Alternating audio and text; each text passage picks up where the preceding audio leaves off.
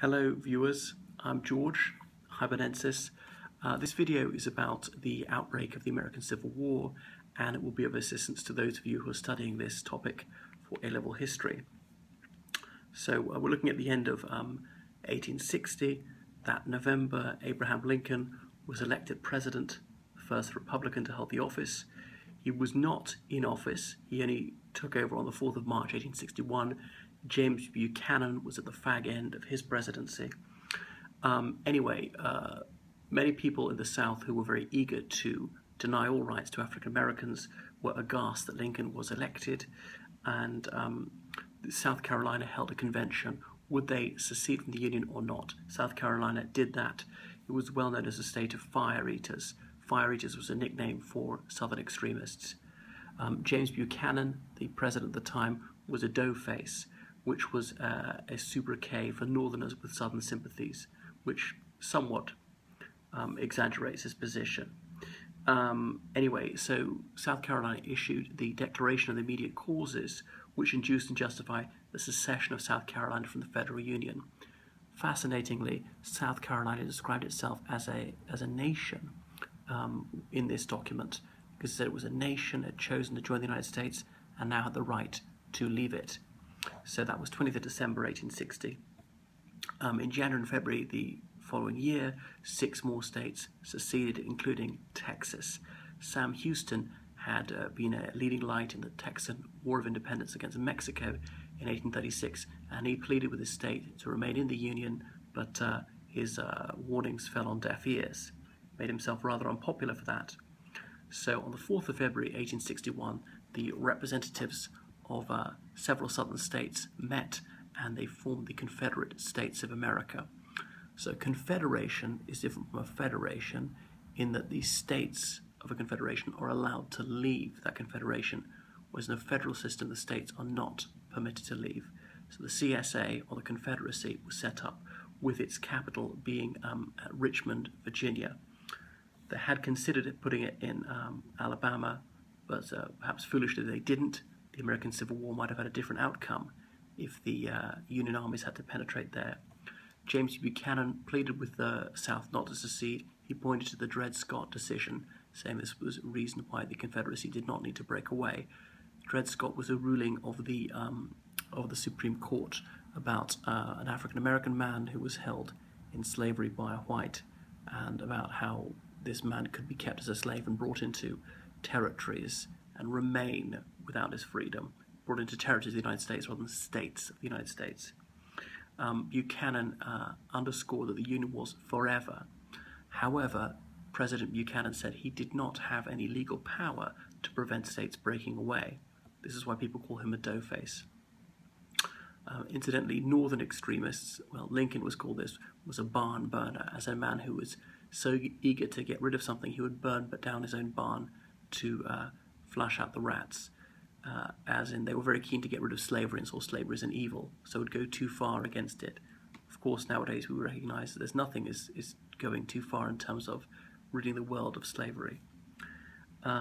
So things started falling into place for the Confederacy. For instance, in Texas, federal troops there surrendered to state forces, and some of these federal troops then joined the Confederate Army. Southerners in Congress resigned and went back to their states. They weren't forced out of Congress, but in a way this was advantageous to Northerners in Congress, because there had been certain bills they'd been minded to pass but unable to do so owing to Southern opposition. So acts about railroads and banking were passed by Congress at the time.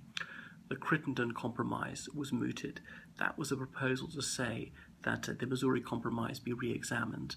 The Missouri Compromise, you may remember from several years earlier, said there was a certain line, north-south line, running all the way to the Pacific Ocean, and as the United States expanded to the west, slavery would not be permitted north of that line, whereas it would to the south of that line. So Lincoln and the Republican Party rejected the Crittenden Compromise. In fact, it would not have been sufficient to placate fire eaters in the South, though Southern moderates, it might have been enough to keep them inside the Union. And by the way, Southerners who wished to remain with the North were called scallywags, disparagingly, by the pro-slavery extremists. Let me see. So the Republican position was not to outlaw slavery where it existed, to seek to induce those states to outlaw it for themselves. The federal government wouldn't get involved. However, Republicans were adamant that slavery must not be applied to new territories in the West, because new territories were applying to join the Union all the time. So Lincoln was inaugurated on the 4th of March, 1861, and in his address he said that secession was legally a nullity. These states had no right to break away from the Union, and any acts that they passed saying that they had left the Union were of no legal effect, and that these states were still part of the Union. They were just renegades. He insisted that he would still collect taxes and imposts. Property in the southern states belonged to the federal government, still belonged to it, and would be defended. However, he said he wouldn't invade. He wasn't going to start the Civil War himself. He was going to wait for them to provide the excuse. So the Confederacy sent representatives to Washington, D.C. to parley with President Lincoln. Could they buy federal buildings in the South, and thereby bloodshed would be averted? Lincoln refused to meet them, saying that they had no standing as they were representatives of an illegal government. However, his Secretary of State did meet them. William Seward, as Secretary of State. That title is for the Foreign Minister. Seward had been in politics much longer than Lincoln. He felt that Lincoln was something of an ingenue, and Seward said, well, if I negotiate with these people, perhaps fighting can be avoided. However, nothing came of that. There was no agreement reached, and in fact it wouldn't have been valid unless Lincoln and Congress had agreed, which was not going to happen. What about the border states? Where's the North and where's the South? Sometimes it's not clear. Some people had a foot in both camps. Maryland, Delaware, Kentucky, and Missouri, they were all slave states. However, they opted to remain in the Union. Whereas if the Republicans said, we're going to ban slavery in those states, then perhaps they would all have gone to join the Confederacy. Remember that Lincoln was born in Kentucky, a slave state.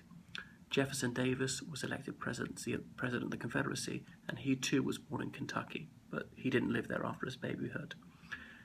Anyway, there was a federal fort, Sumter, which was in Southern Territory, and some Confederate hotheads. They demanded it surrendered. The Union troops were holding out there. The Union was trying to reinforce them.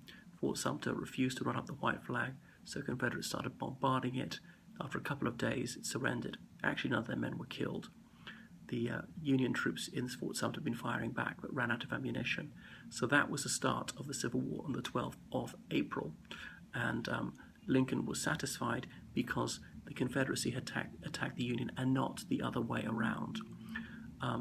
People in the North who were minded to make a deal therefore had the ground cut out from under them, because fighting had already started. They couldn't have a deal. It had strengthened the arm of Lincoln and others of those who wanted to suppress the insurgency by force, and it gave a greater moral impetus to ending slavery once the war was actually on. The war itself is beyond the scope of this course, so that's why we only go up to Fort Sumter. Had the Confederacy been wiser and more tranquil, perhaps they wouldn't have attacked Fort Sumter. Maybe pressure would have built on President Lincoln to come to an arrangement, and there wouldn't have been any fighting. That's enough at the moment.